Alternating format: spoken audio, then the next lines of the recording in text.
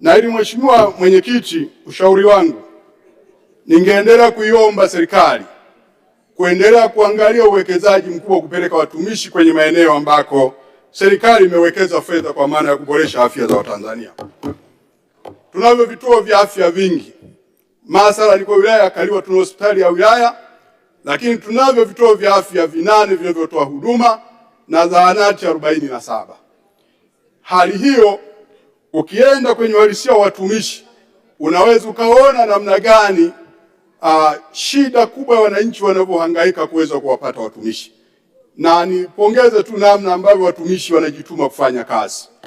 Watumishi wanaingia kwa mara 3 mpaka mara 4 kwa siku. Jambo hili Mheshimiwa Mwenyekiti linapunguza morali ya utoaji wa huduma katika huduma hizo za afya.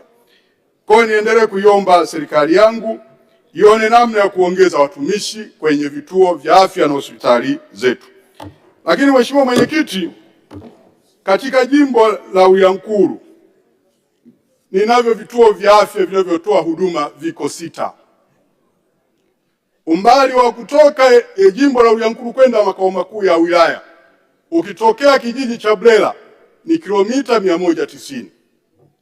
Eneo ambalo kwa maana ya mwananchi mwenye changamoto ya rufaa mara nyingi tunatumia gharama kubwa, lakini tunapoteza watu wengi kutokana na umbali wa upatikanaji wa huduma.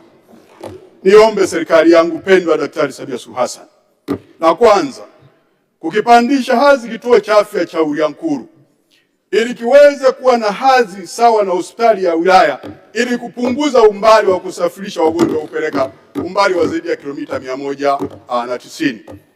Ukitoka Uliankuru kwenda Tabora ni kilomita 90. Bado ni eneo la umbali sana kwa maana ya kwenda kupata huduma.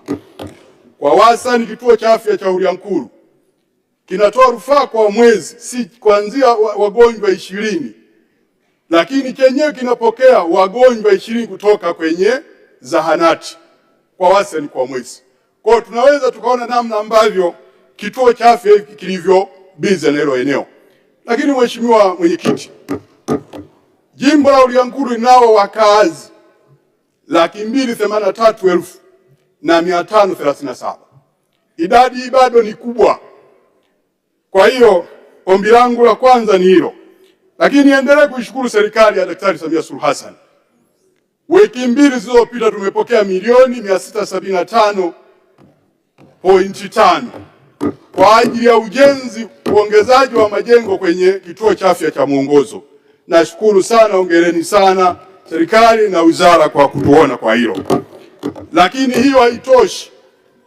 Bado naendelea kuiomba serikali iangalie kuzimarisha kituo cha afya cha Ilege, Kashishi pamoja na Uyoa. Mheshimiwa Mwenyekiti, naomba nilete mawazo mengine kwenye vituo vyetu vya afya. Tunao changamoto kubwa ya maji na umeme. Niombe serikali ikipendeza swala la maji na umeme kwenye vituo vya afya liwe kipaumbele kabisa kuliko kubaki kama ilivyo. Wanaomba lakini umeme unachelewa kufika na muda mwingine maji hayafiki kwa wakati. Mheshimiwa Mwenyekiti, naomba nizungumzie hali ya barabara.